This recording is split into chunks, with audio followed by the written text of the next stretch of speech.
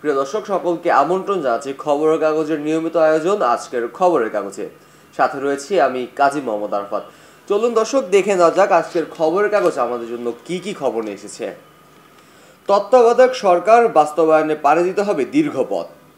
তত্ত্বাবধায়ক সরকার ফিরিয়ে আনতে বছরের পর বছর আন্দোলন করে এসেছে দেশের অন্যতম প্রধান রাজনৈতিক দল বিএনপি এবং তাদের মিত্র দলগুলো।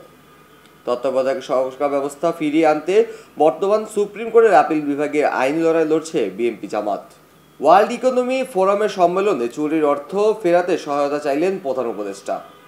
চুরি হয়ে যাওয়া অর্থ উদ্ধারে আন্তর্জাতিক মিত্রদের সহায়তার আহ্বান জানিয়েছেন প্রধান উপদেষ্টা ডক্টর মোহাম্মদ ইউনূস। যুক্তরাষ্ট্রের অবৈধ অভিবাসী বিরোধী অভিযান নির্দেশ।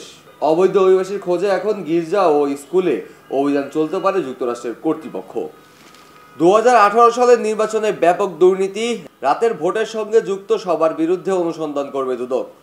একাদশ জাতীয় সংসদ নির্বাচনে রাতের ভোটে ক্ষমতার অপব্যবহার ও অর্থ লেনদেন সহ যাবতীয় অনিয়ম দুর্নীতির সঙ্গে জড়িত তৎকালীন নির্বাচন কমিশন, নির্বাচনের দায়িত্ব পালনকারী প্রশাসন, আইন শৃঙ্খলা রক্ষাকারী বাহিনী, রাজনৈতিক দলের নেতাকর্মী সংশ্লিষ্ট সবার বিরুদ্ধেই অনুসন্ধানের সিদ্ধান্ত দিয়েছে দুর্নীতি দমন কমিশন অর্থাৎ দুদক। ইসলামপন্থী দলগুলোর দিকে নজর বিএনপি জামায়াতের। আগামী জাতীয় সংসদ নির্বাচনকে সামনে রেখে ধর্মভিত্তিক রাজনৈতিক দলগুলোর দিকে এখন নজর বিএনপি ও জামাত ইসলামের। পৃথক পৃথকভাবে তারা ইসলামপন্থী রাজনৈতিক দলগুলোর সঙ্গে মিত্রতা গড়ে তুলতে তৎপর হয়ে রয়েছে। আগামী 20 বছর রাজনীতিতে তরুণরা প্রভাব ফেলবে। তথ্য ও সম্প্রচার উপদেষ্টা মোহাম্মদ নাহিদ ইসলাম বলেছেন, জুলাই অভ্যুত্থানের ফলস্বরূপ আগামী 2 দশক ধরে বাংলাদেশ রাজনীতি ও সমাজে তরুণদের প্রভাব থাকবে। সুইজারল্যান্ডের দাভোস বিশ্ব অর্থনৈতিক ফোরামে গতকাল আসিয়ান জোটের নেতাদের সঙ্গে বৈঠকে বক্তব্য রাখেন প্রধান উপদেষ্টা ডক্টর মোহাম্মদ ইউনূস। তিনি পাশাপাশি সাক্ষাৎ করেন অনেক বিদেশি নেতাদের সাথে। ইউরোপীয় সেন্ট্রাল ব্যাংক প্রেসিডেন্ট ক্রিস্টিয়ান লাগার্দো, থাইল্যান্ডের প্রধানমন্ত্রী পেতিয়াং সিনওয়াত্রা এবং মালয়েশিয়ার প্রধানমন্ত্রী আনোয়ার ইব্রাহিমের সাথে। দাবিতে ঝুলছে ঝুলন্ত লাশটি কেরানীগঞ্জের বাসিন্দা, এটি নিশ্চিত করা হয়েছে। অমর একুশে উদযাপনে দাবির প্রস্তুতি সভা, কেন্দ্রীয় সমন্বয় কমিটি 13 উপকমিটি গঠন। যথাযথ মর্যাদা, সুষ্ঠু, সুশৃঙ্খল, শান্তিপূর্ণভাবে অমর 21শে ফেব্রুয়ারি শহীদ দিবস ও আন্তর্জাতিক মাতৃভাষা দিবস উদযাপনে ঢাকা বিশ্ববিদ্যালয়ে এক প্রস্তুতি সভা অনুষ্ঠিত হয়েছে। সবাই কেন্দ্রীয় সমন্বয় কমিটি সহ 13টি উপকমিটি গঠন করা হয়। প্রয়োজনীয় ঋণ পাচ্ছে না ক্ষুদ্র উদ্যোক্তারা, এসএবি ফাউন্ডেশন ইআরএফ এর কর্মশালায় বক্তারা। এফবিসিসিআইয়ের সঙ্গে পাকিস্তানের ব্যবসায়ীদের বৈঠক, দুই দেশের মধ্যে বাণিজ্য বাড়ানোর সুযোগ রয়েছে। রোজাসহ সারা বছর চাহিদা মেটাতে পাকিস্তান থেকে খেজুর, কমলার পাশাপাশি অন্যান্য ফল ও কৃষিপণ্য আমদানি করার বড় সম্ভাবনা দেখছেন বাংলাদেশের ব্যবসায়ী ও আমদানিকারকরা। পাশাপাশি পাকিস্তানে বাংলাদেশের বিভিন্ন পণ্য রপ্তানির সম্ভাবনা রয়েছে বলে মনে করছেন তারা।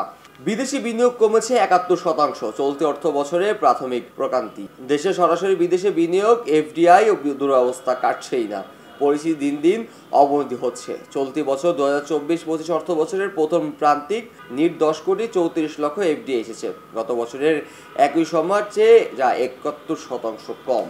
ওয়েস্টার্ন মেরিনের কাছে 19টি ব্যাংকে পাওনা 2000 কোটি টাকা। বাংলাদেশের অন্যতম শীর্ষ জাহাজ নির্মাতা প্রতিষ্ঠান ও পুঁজিবাজারে তালিকাভুক্ত ওয়েস্টার্ন মেরিন শিপইয়ার্ড 19টি ব্যাংকে 2245 কোটি টাকার মেয়াদি ঋণ রয়েছে। কোম্পানি গত অর্থ বছরে আর্থিক বিবরণীতে তথ্য দেওয়া হয়েছে। মাটির তৈরি পণ্য যাচ্ছে ফ্রান্সে। চট্টগ্রামের সমুদ্র বন্দর দিয়ে প্রথমবারের মতো মাটির তৈরি পণ্য ফ্রান্সে রপ্তানি হচ্ছে। বাংলাদেশের রপ্তানিকারক প্রতিষ্ঠান walk and SA limited 15,000 ton ওজনের এক কন্টেইনারে মাটির তৈজসপত্র ফ্রান্সে পাঠাচ্ছে।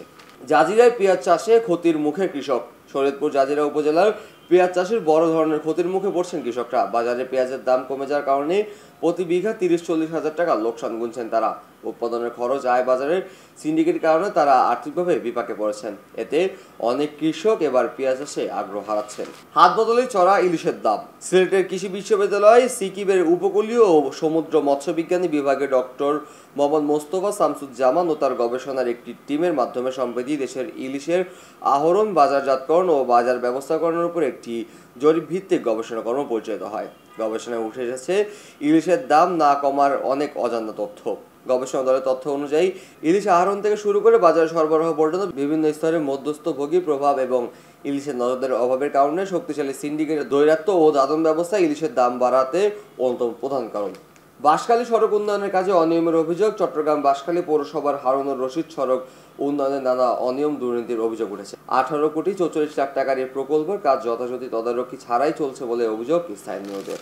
শীতে কাবু পঞ্চগড়ের দরিদ্র মানুষ। উত্তরাঞ্চলের পঞ্চগড়ে কনকনে শীতের কারণে চরম বিপাকে পড়েছে নিম্ন আয়ের খেটে খাওয়া মানুষ। গত মঙ্গলবার মধ্যরাতে এ জেলার ওপর দিয়ে বয়ে গেছে হিমেল হাওয়া।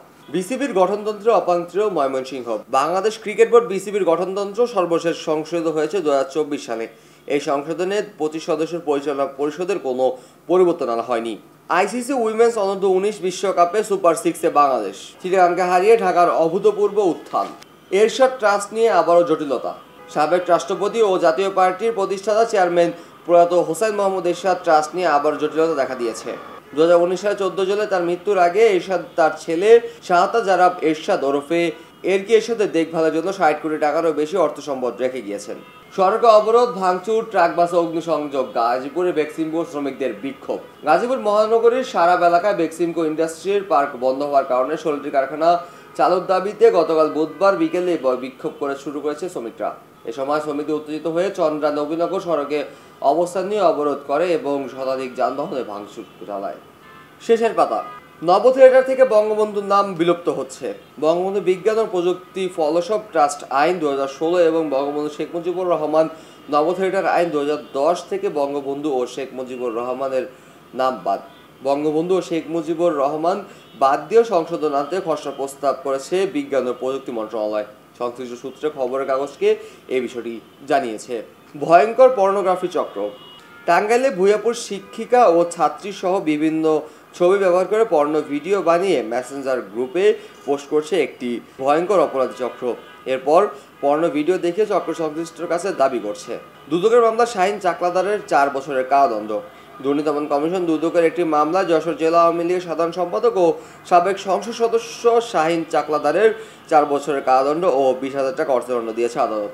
সাতক্ষীরা শ্যামনগর উপজেলা গতকাল একই স্থানে বিএনপির 2 গ্রুপের কর্মসূচি ঘিরে দফায় দফায় সংঘর্ষে লিপ্ত হন নেতাকর্মীরা। দাবির মুখে ভ্যাট শুল্ক কমালো এনবিআর। মোবাইল ফোন, আইএসপি সেবা, ইন্টারনেট, ওষুধ, রেস্তোরাঁ, মোটরগাড়ি, garage, workshop, non AC hotel, Mishtanna Bhandar ও নিজস্ব ব্র্যান্ডের তৈরি পোশাক বিক্রির ওপর থেকে ভ্যাট কমানো হলো। দর্শক, এই ছিল আজকের খবরের কাগজের সর্বশেষ শিরোনামগুলো। পরবর্তী অনুষ্ঠানের জন্য আমন্ত্রণ জানিয়ে আজ এখানেই শেষ করছি। আমি কাজী মোহাম্মদ আরাফাত। খবরের কাগজ, নিখাত, নির্ভীক, নিরপেক্ষ।